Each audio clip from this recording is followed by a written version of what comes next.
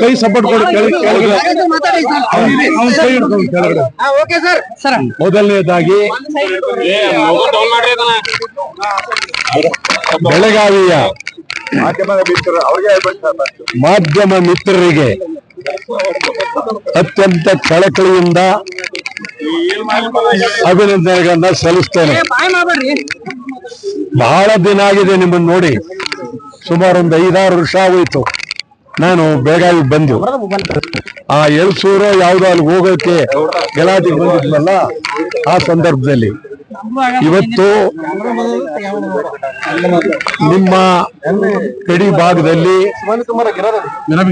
ತಾವು ಮಾಧ್ಯಮದ ಮೂಲಕ ಕನ್ನಡಿಗರಿಗೆ ಕೊಡ್ತಾ ಇರ್ತಕ್ಕಂಥ ಬೆಂಬಲ ಇದು ಅಗಾಧವಾದ್ದು. ಬೆಳಗಾವಿಯಲ್ಲಿ ಏನಾಗ್ತದೆ ಅಂತ ಹೇಳಿ ಸರ್ಕಾರಕ್ಕೆ ಗೊತ್ತಿಲ್ಲ. MES ನವರನ್ನ ನಿಷೇಧ ಮಾಡ್ತೀವಿ ಅಂತೇಳಿ ಹಿಂದೆ ಇದ್ದಂತ ಬೊಮ್ಮಾಯಿ ಸರ್ಕಾರ ಭರವಸೆ ಕೊಟ್ಟಿದ್ರು, ಮಾಡಲಿಲ್ಲ.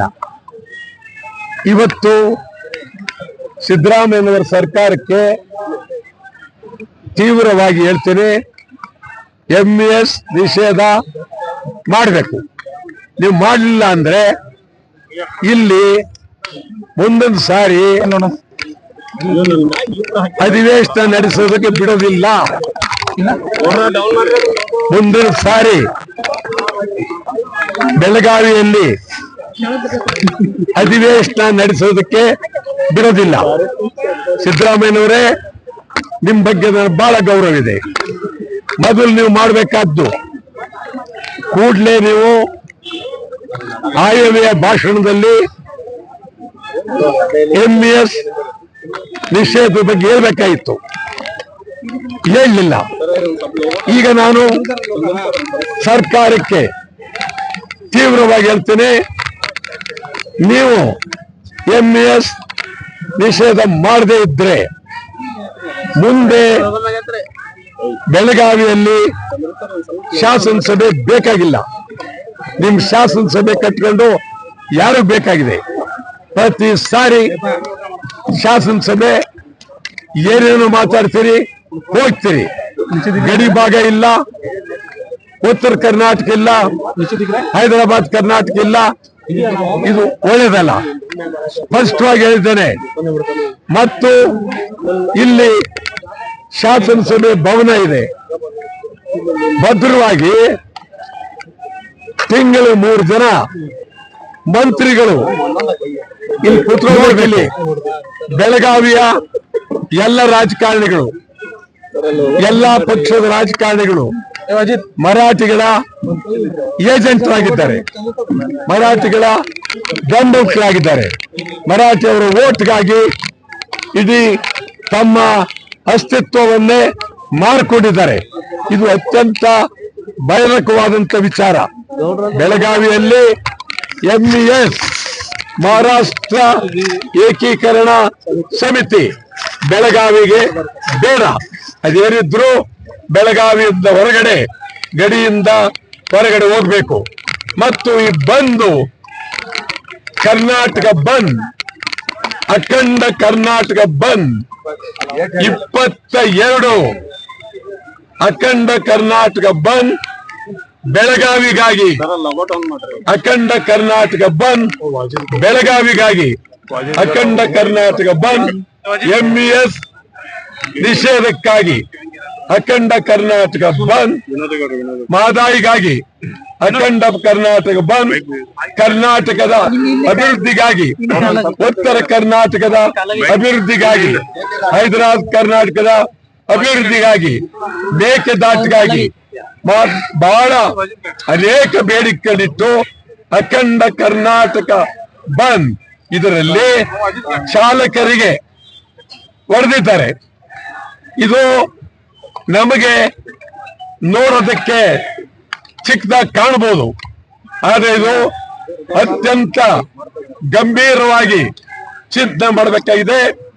ಇಡೀ ಕರ್ನಾಟಕದ ಚಾಲಕರು, ಮುಖ್ಯಮಂತ್ರಿ ಕಾರಿನ ಚಾಲಕರು ಸೇರಿದಂತೆ, ರಾಜ್ಯಪಾಲರ ಕಾರಿನ ಚಾಲಕರು ಸೇರಿದಂತೆ ಚಾಲಕರ ಗೌರವ, ಚಾಲಕರಿಗೆ ಅಗೌರವ ಆಗಿದೆ.